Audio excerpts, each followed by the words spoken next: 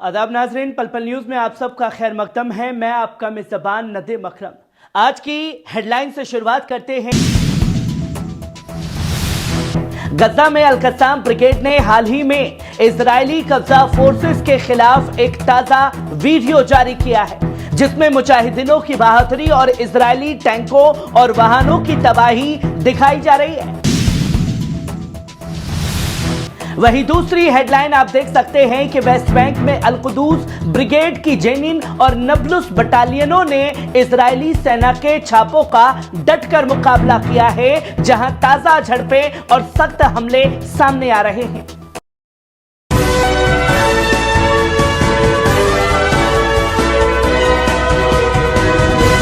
दोस्तों, आपकी आवाज और आपके समर्थन का असर अब इतना बड़ा हो चुका है कि आपके नदीम भाई की खबर अब उन चैनलों तक पहुंच रही है जिनके पास 75 लाख से ज्यादा और करोड़ों से ज्यादा सब्सक्राइबर हैं।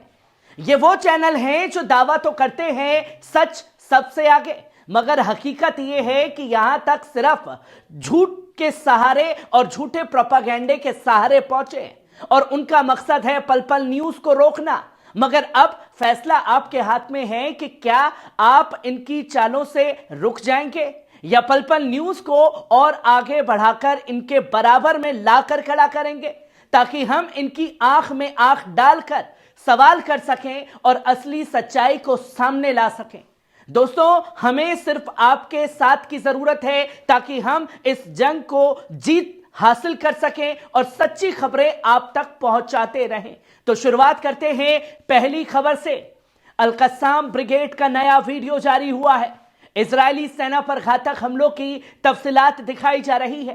ताजा खबर गजा पट्टी से सामने आ रही है, जहां इस्लामिक रेजिस्टेंस मूवमेंट हमास के मिलिट्री विंग अल-कस्साम ब्रिगेड ने हाल ही में इजरायली कब्जा फोर्सेस के खिलाफ लड़ाई का एक ताजा वीडियो जारी किया है।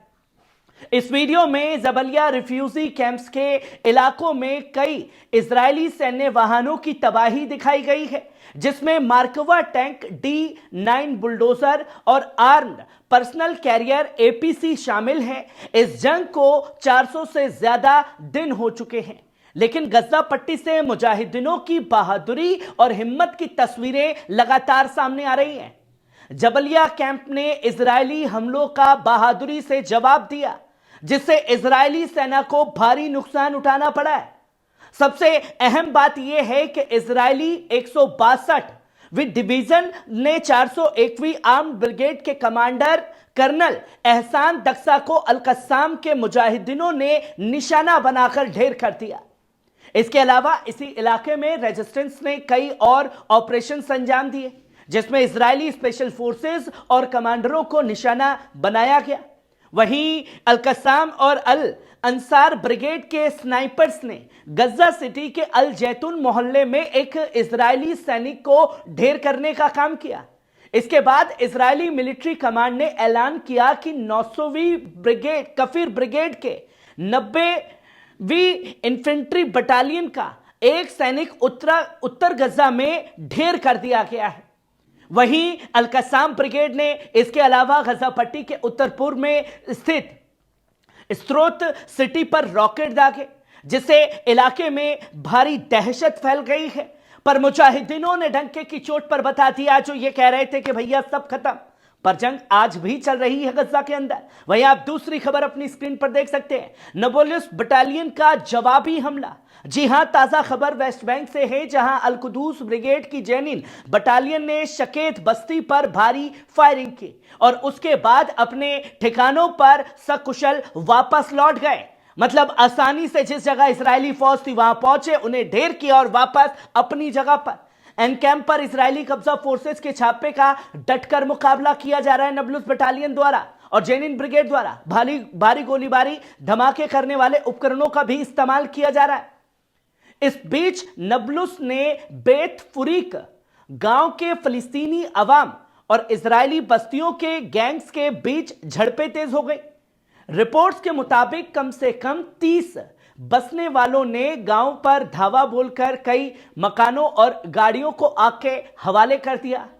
यह घटना नबलुस बटालियन और अल अक्सा ब्रिगेड द्वारा गांव के मिलिट्री चेक पॉइंट्स पर शुक्रवार को अंजाम दिए गए ऑपरेशंस के बाद हुई। फिलिस्तीनी प्रेसिडेंसी ने वेस्ट बैंक के बेत फुरिक गांव में फिलिस्तीनियों के घरों पर बसने वालों के हमले की कड़ी मजम्मत भी की, जिसके प्रवक्ता नबील अबू ने इजरायली बस्तियों के आतंकवाद और फिलिस्तीनी अवाम और जमीन के खिलाफ बढ़ते जुल्म की खासतौर पर निंदा की।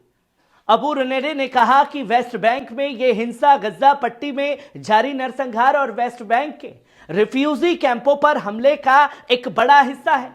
उन्होंने अंतर्राष्ट्रीय समुदाय से अपील की है कि सबसे पहले गज्जा पर हो रहे हमलों को खासतौर पर रोकने के लिए कदम उठाया जाए। प्रवक्ता ने सिर्फ निंदा और बयानबाजी पर निर्भर रहना अब कारगर नहीं है कि आए बातें की और सब खत्म।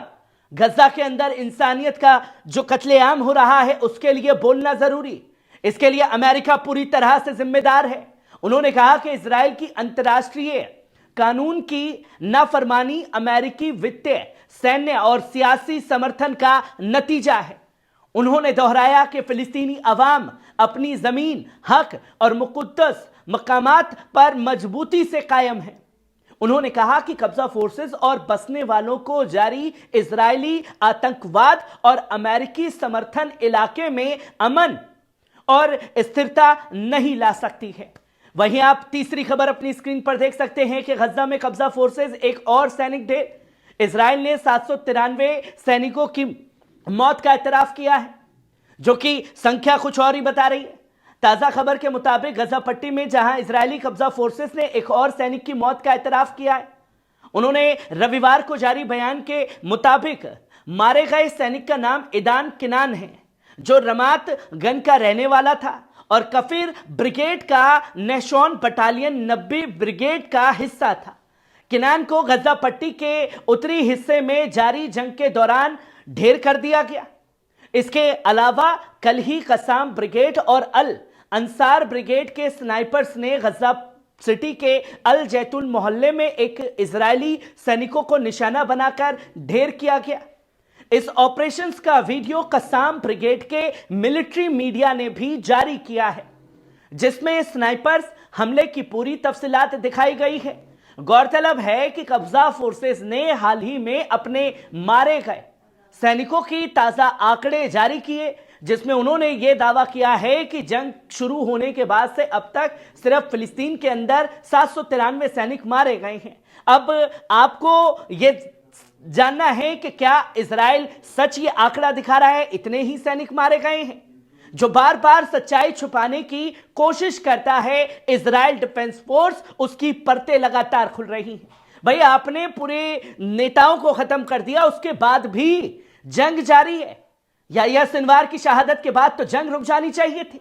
पर वहीं आप चौथी खबर अपनी स्क्रीन पर देख सकते हैं, याहिया सिनवार पर लिखी गई एक उपन्यास। जी हां, आज हम बात कर रहे हैं हमास के कमांडर और फिलिस्तीनी मुजाहिद याहिया अल सिनवार की शख्सियत पर, जिनकी जिंदगी और संघर्ष को एक रिवायती अंदाज में शौक और कनफल नामक एक उपन्यास में कलमबंद किया गया है। तूफान अक्सा और शहीद याहिया अल सिनवार के किरदार को इस मील का पत्थर माना जाता है, लेकिन इस रिवायत में उनकी जिंदगी का दूसरा पहलू भी सामने आता है, जो उनकी कैद और फिलिस्तीनी मुखालफत की इबारत में बयां किया गया है। इस उपन्यास में ऐसे कई मुहिमों का जिक्र है, जैसे कि 1982 में बेरूत छोड़ने का फैसला, जिसमें कैंपों की हिफाजत का कोई जमानत नहीं था, और जिस तरह दुश्मन ने मुजाहिद याहिया आयशा को फोन के जरिए शहीद किया। इस उपन्यास में कैदियों की तब्दीली के लिए अल सिनवार की कोशिशों का भी जिक्र किया गया है, जो तूफान एक अहम सबब रहा है। गजा के कैंप, जिन्हें आमतौर पर मस्करत कहा जाता था, तारीख और जज्बात की इस रिवायत का एक बड़ा हिस्सा है। यह मिस्री अफसर शहीद मुस्तफा हाफिज की क़यादत में फिदाइन कार्रवाइयों का अड्डा थी, जिन्हें जमाल अब्दुल नासिर के दौर में जंग के मैदान की शक्ल दी गई थी। याहिया अल सिनवार के भाइयों की सियासी और मिडानी मुखालिफत भी दिलचस्प है। एक भाई फतह की तहरीक में उसूलों की हिमायत करता है, जबकि दो भाई हमास की तहरीक में उसके खिलाफ ताज रखते हैं। उनके भाई महमूद काहिरा यूनिवर्सिटी से इंजीनियरिंग ग्रेजुएट हैं, जबकि हसन मेटल वर्किंग के माहिर हथियार बनाने के उस्ताद हैं और मोहम्मद केमिस्ट्री के माहिर होने के बाद विस्फोटकों के खास जाकर बने हैं। इस तफसीली बयान में अल सिनवार की पारिवारिक और समाजी बुनियाद का जिक्र है, जो उनके शख्सियत और मुजाहिदीना सफर का एक बड़ा आईना भी है। दोस्तों, कैसी लगी आपको यह खबर? कमेंट बॉक्स में आकर के अपनी राय जरूर दीजिएगा। शुक्रिया।